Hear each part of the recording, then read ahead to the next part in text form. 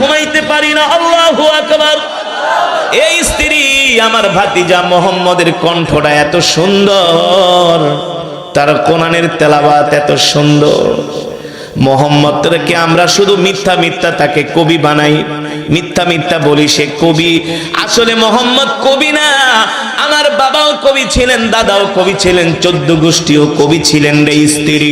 মোহাম্মদ যেটা তেলাওয়াত করে এটা কোনো মানুষের কাব্য হতে পারে না, মানুষের কোনো বানানো কবিতাও হতে পারে না। মোহাম্মদের কোরআন তেলাওয়াত শুই না আমার কাছে মনে হয় এটা হলো আল্লাহর জবানের কালাম।